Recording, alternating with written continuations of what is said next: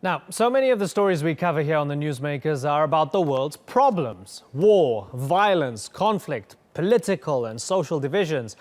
But today we're going to spend some time speaking to one young person who's been doing some extraordinary work to try to make the world a better place. Zuriel Oduwole joins me now from Irvine, California. Zuriel, great to have you on the program. You're officially our youngest guest on the show. I guess that happens to you quite often.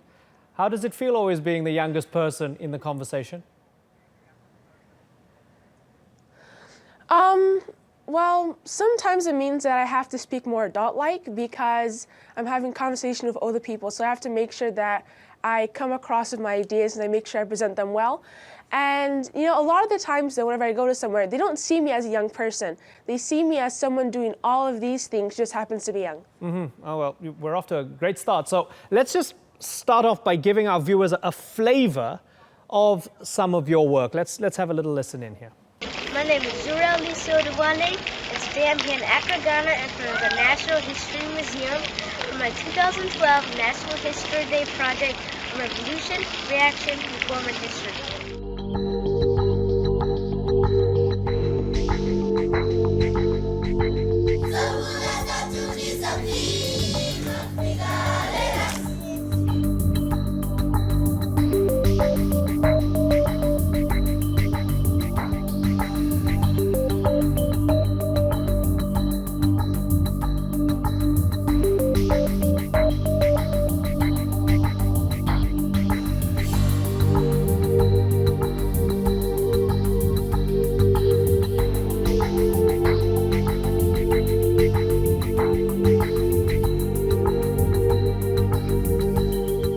I taught them some basic editing skills they can use to make their own videos.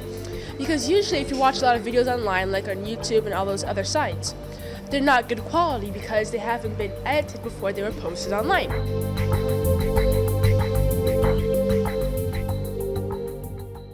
So Zuriel, you're a filmmaker, you're an education activist. You started out at 9 years old. We saw some footage of you at 9. When I was 9 years old, all I could think of was playing soccer for Manchester United. I had no greater goals in life. Arguably, it's still the same in my life. But at such a young age, what made you so convinced at 9 that you wanted to do what you do? Well, from a young age, I would always watch the news and I see that there are a lot of problems on the African continent in terms of children, but especially girls, not having the same opportunity to get education as boys do. So that's why I became a child education advocate, and I started my Dream Up, Speak Up, Stand Up program at age 10 to speak to children about the importance of staying in school and getting a good education, so when they get older, they have more options in life. So now I've spoken to more than 26,000 children in more than 11 countries, including Tanzania, Nigeria, South Africa, and Ghana. Now, in terms of my filmmaking, whenever you watch the news, Africa is always portrayed in a negative light. They don't really talk about any positive things. So I show those positive things in my documentaries to the rest of the world.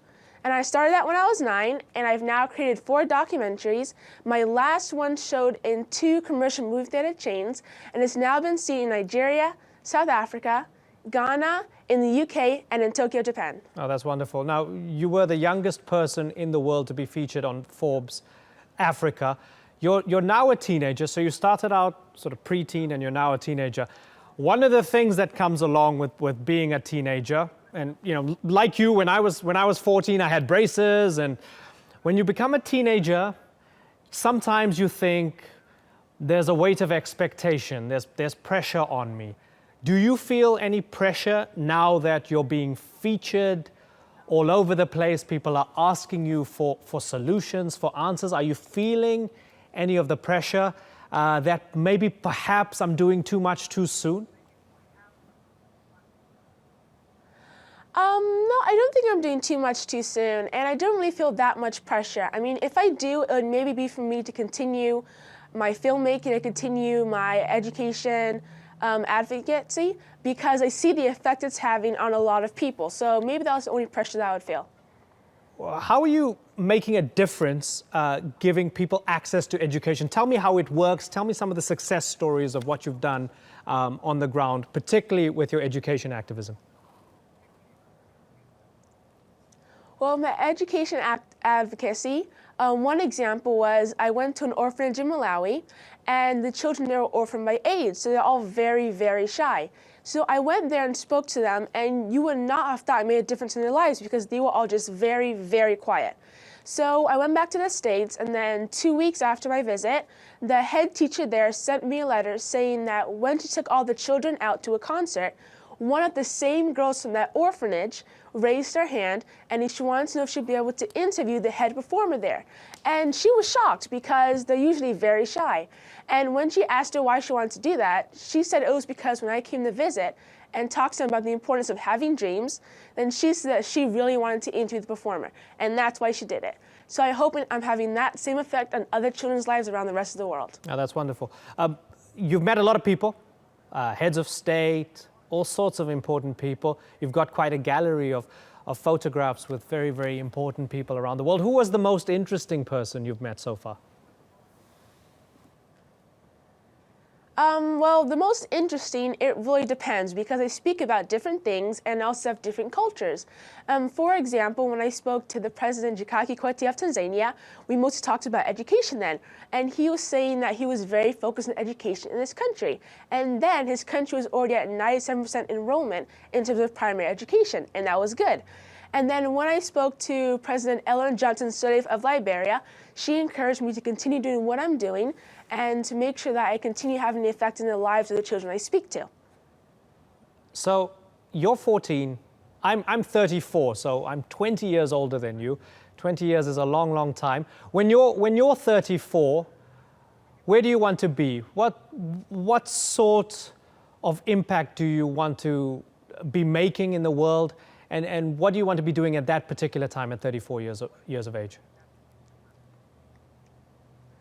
Well, when I'm 34, I would have announced I'm going to be running for President of the United States at age 35, because that's actually something I want to do when I get older so I can have a positive effect on the policies that will be made across the world.